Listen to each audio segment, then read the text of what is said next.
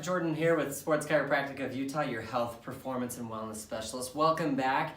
Today, we were going to talk about something that every single one of you will experience at some point in your life. So please listen up, share this video, share it with everybody that you know of, because we're going to talk about trigger points. You guys know them as knots that form in your muscle. You know, all of us have found them.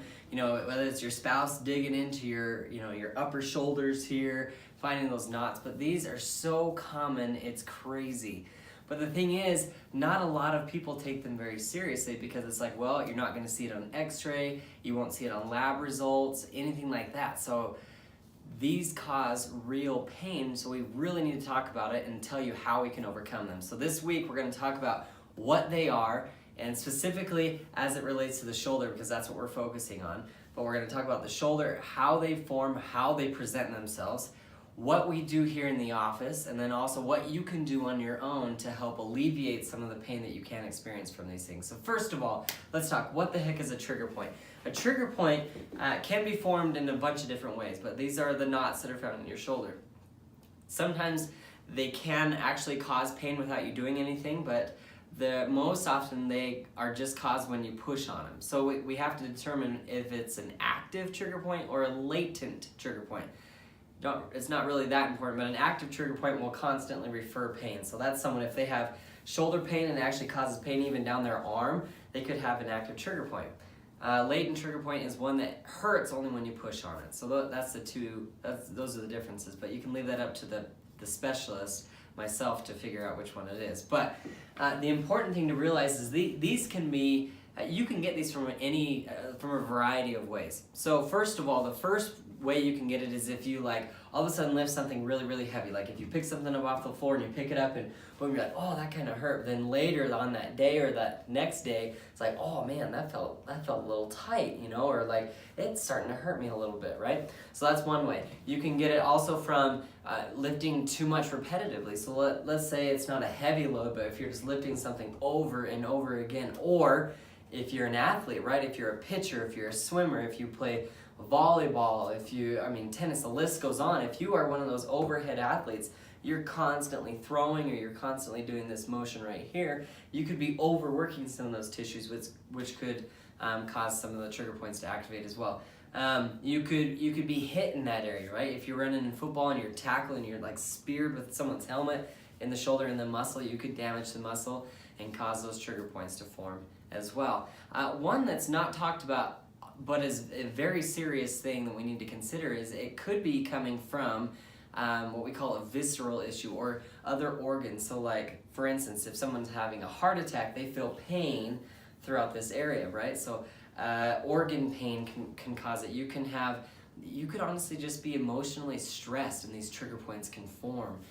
There's just a variety. Arthritis is another thing. Arthritic joints can actually refer pain and cause some of these trigger points to form in muscles. So there's a lot of different ways you can experience trigger points, but it's very important to understand what they are. So how are they, what's their typical pain presentation, right? Because I almost guarantee most of you have experienced at least one trigger point, and maybe even an active trigger point in your life. So we're going to refer to our trigger point poster. Many of you that have been in my office have seen that these posters are on the wall because I refer to them constantly because it is so common. As you can see here in this little diagram, I know it's hard to see on the video, but what happens is we get a trigger point formed in the muscle, but then what happens if it's been there for so long or if it's become an active trigger point, you can actually start referring pain. For instance, in the shoulder, if you have a trigger point formed in this muscle here, you can often get pain down your arm and often into your hand. So people are like, oh my gosh, there's some nerve problem that I have, when in reality it's just muscle that refers pain. So some of the common places for your shoulder to refer these trigger points, the trigger points often form either up here on the top side of your shoulder. We could get them in the supraspinatus as part of the rotator cuff. Back here, part of the infraspinatus, also rotator cuff. You could get it on the inside of your shoulder blade, what we call the rhomboid area. You could get it on the front side right here of your shoulder, your deltoid muscle.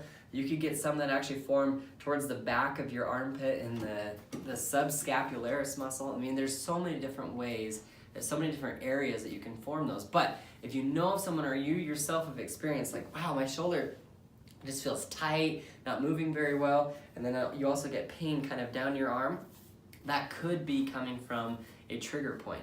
So I want you to share this video with as many people as you possibly can. Let them know like this is extremely common. They don't have to suffer with pain, because here's some myths, common myths that are associated with trigger points is, first of all, it's made up in your head. Because you can't see anything on the x-ray, because the lab tests, like the blood work that they may take at a doctor's office come back negative, they say, oh, you know what, there's really nothing wrong with you. Go ahead and just rest, right? They're telling you basically it's in your head. That's not true. Not true. It's a very real thing. Billions of dollars are spent every year in correcting and trying to help with myofascial pain. So the first myth is it's not made up in your head. Second thing is it's self-limiting. What that means is, it'll just go away. Well, you may go from an active trigger point to actively referring pain that gets downgraded to a latent trigger point, but that trigger point just doesn't go away on its own. It's there, right? So you have to get that taken care of. So don't wait to get those taken care of. The number 3 myth is that it's just not taken seriously, right? People are like, oh, it's nothing. You really shouldn't worry about it. When in reality, what if it is coming from an organ, right? What if it is your gallbladder that's referring pain back in this area or up in here, which is, by the way, one of the most common places for your gallbladder to refer pain.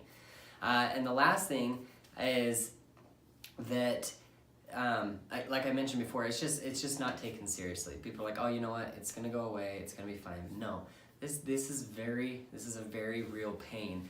So don't wait. Get it taken care of.